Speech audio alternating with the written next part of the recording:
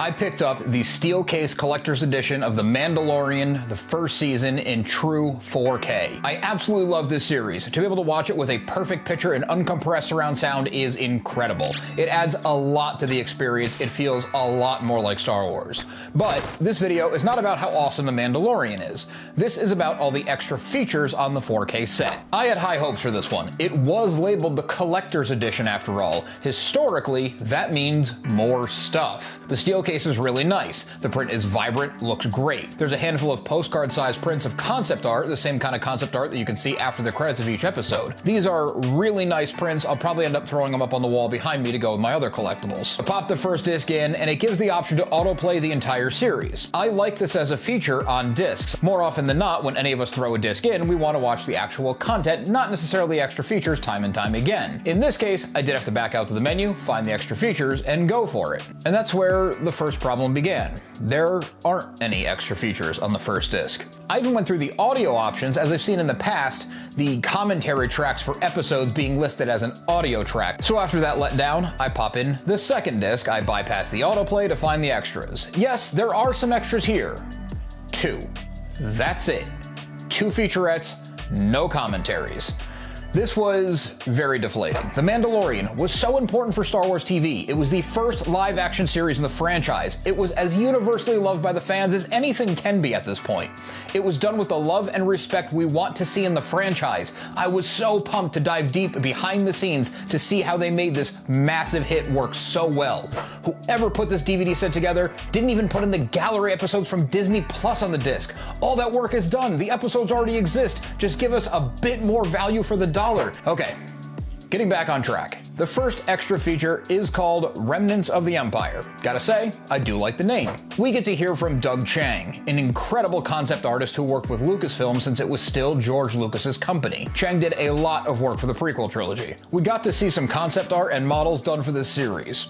We're then taken into the volume. I can only imagine how cool it must be to stand in that room and then have the Star Wars universe form all around you and move along with your movements. I've heard some complaints here and there about being able to see the volume in some of these series. Okay, sure, I get it. I've seen it too.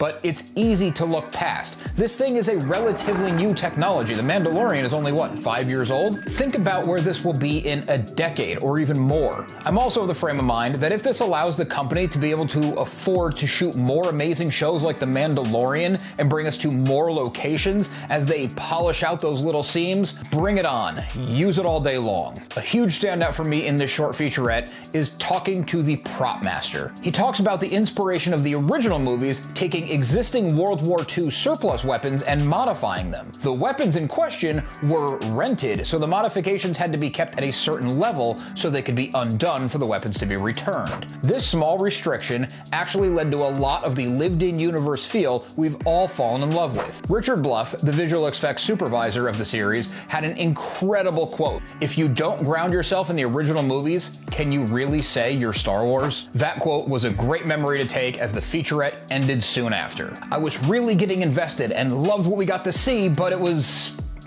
8 minutes long? I dove right into the next featurette. It's called Forging the Covert, Part 1. I'm gonna jump ahead for a minute. There's no Part 2 on this set. This one opens up with Jon Favreau talking about his pitch for the now iconic show. Seeing his passion for the project is real. He's not faking any of this. Filoni listened to Favreau's pitch and sketched a crude image of what would eventually be Din Djarin reaching out to a small creature in a pram that would eventually become the child or Grogu. Later in the documentary, we get to see the original image. It's done with a simple pencil on lined notebook paper. It's a crude drawing, but it was the first step on such an awesome journey. Boba Fett was the template, of course, but they wanted their new character to stand out, to stand apart from him.